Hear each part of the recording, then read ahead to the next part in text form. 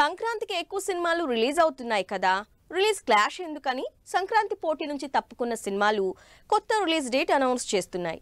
సంక్రాంతికి పోటీ తగ్గిద్దామనుకుంటే మళ్ళీ వాలంటైన్స్ సీజన్ కి టఫ్ కాంపిటీషన్ అవుతున్నాయి సినిమాలు. ఈగల్ సోలో రిలీజ్ కోసం ఫిబ్రవరి 9కి పోస్ట్ పోన్ అయితే అక్కడ కూడా సినిమాలు పోటీకి తయారయ్యాయి.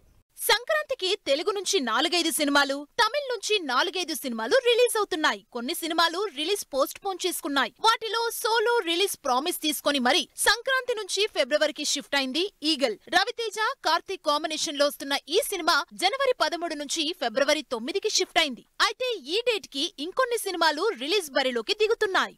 Dil Raju solo release plan చేయడంతో ఆఖరికి మోస్ట్ అవైటింగ్ మూవీ అయిన డీజే టిల్లుని కూడా పోస్ట్ పోన్ చేయడానికి రెడీ అయ్యారు. అయితే టిల్లు పోస్ట్ పోన్ అవుతున్నట్లు గానీ, కొత్త రిలీజ్ డేట్ గురించి అనౌన్స్ చేయబోతున్నట్లు గానీ ఎక్కడా అనౌన్స్ చేయలేదు మేకర్స్. దాంతో టిల్లు ఇంకా ఫిబ్రవరి 9 డేట్ లోనే ఉంటాడనుకుంటున్నారు ఫ్యాన్స్. ఒకవేళ తప్పుకున్నా ఇదే రిలీజ్ డేట్ కి రోజుకొక సినిమా యాడ్ అవుతూ వస్తోంది. ఈగల్ రిలీజ్ చేసిన ఫిబ్రవరి 9న మరికొన్ని సినిమాలు రిలీజ్ కి రెడీ అవుతున్నాయి. లేటెస్ట్ గా రజనీకాంత్ లాల్ సలాం కూడా ఫిబ్రవరి 9కి వస్తున్నానంటూ డేట్ ఫిక్స్ చేసుకుంది. రజనీ కూతురు ఐశ్వర్య డైరెక్షన్ లో సంక్రాంతికి రిలీజ్ అవ్వాల్సిన ఈ సినిమా ఇప్పుడు ఫిబ్రవరి 9న పాన్ ఇండియా వైడ్ గా రిలీజ్ అవుతోంది. జైలర్ తర్వాత రజనీకాంత్ చేస్తున్న మరో పవర్ఫుల్ రోల్ కావటంతో ఈ సినిమా మీద అంచనాలు ఫుల్ గా ఉన్నాయి జనాల్లో. ఫిబ్రవరి 9కి రవితేజ, రజనీకాంత్ సినిమాలు రిలీజ్ అవుతున్నాయి.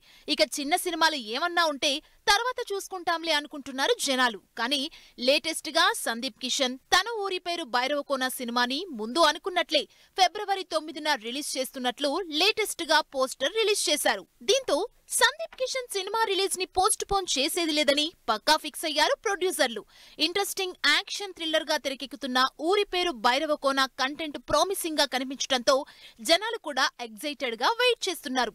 ఇప్పటికీ 4 సినిమాలున్నా రిలీజ్ డేట్ వచ్చేసరికి థియేటర్స్ లో ఎన్ని సినిమాలు రిలీజ్ అవుతాయో, ఎన్ని తప్పుకుంటాయో చూడాలి.